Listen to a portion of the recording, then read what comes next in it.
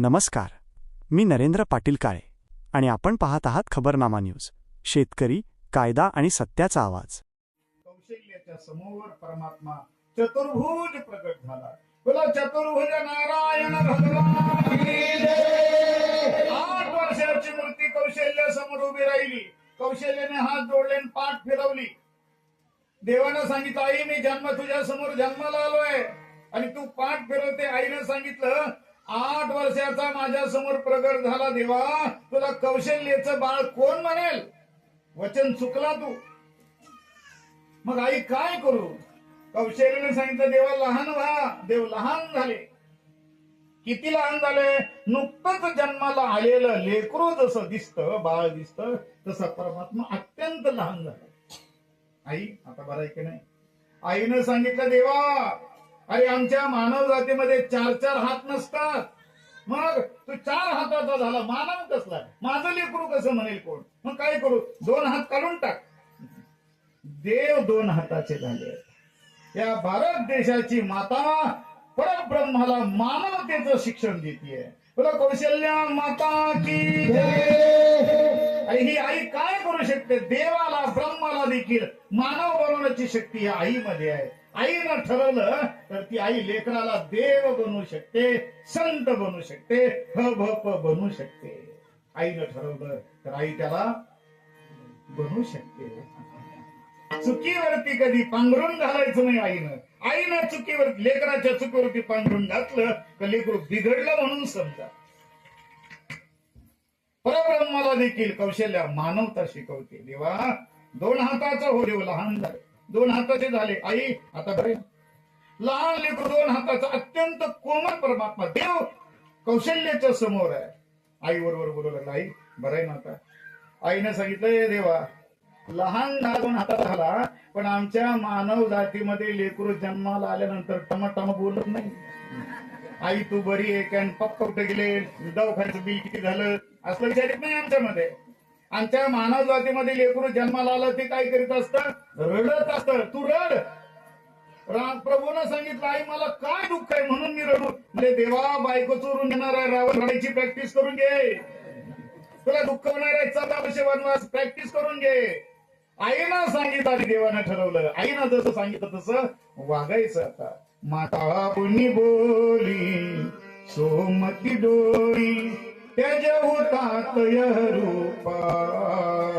भगवंताने ती ऐकलं आणि परमात्मा रडू लागले. रोदन ठाणा स्वामी वर्णन करतात. आणि परमात्मा रडू लागले. रडण्याचा आवाज ऐकला.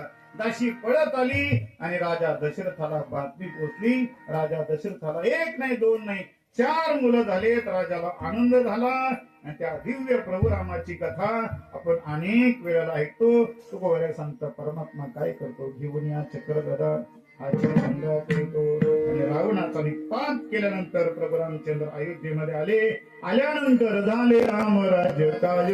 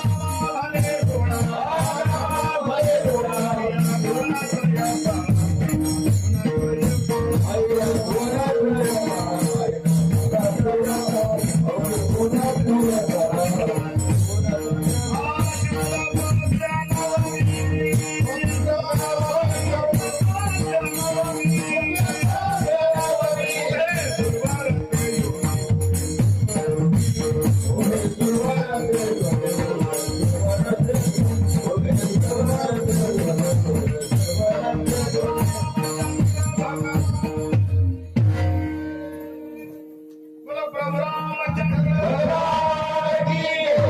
अयोध्या धाम की कौशल्या माता की दशरथ महाराज की आनंद उमंग भयो जीवो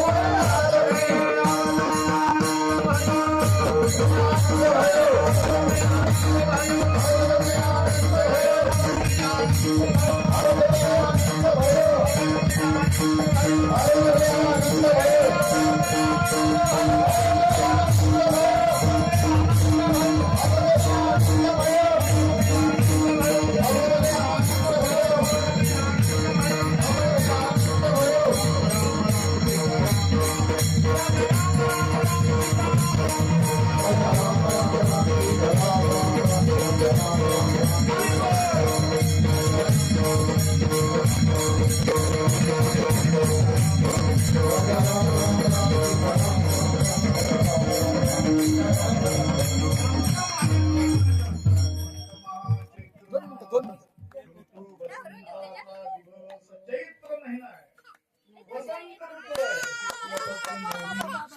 ऋतू आहे नामदेव महाराज वर्णन करताय अशी परिस्थिती निर्माण झालेली आहे संपूर्ण विश्वाला आनंद आहे राक्षसी वृत्तीचा नाश करणारा परमात्मा अयोध्येमध्ये प्रकट झालेला आहे त्याच्या अगोदरची छोटी भूमिका अशी आहे रावणाचा जन्म रामचरित मानस मध्ये रावणाचा अभिमान संपूर्ण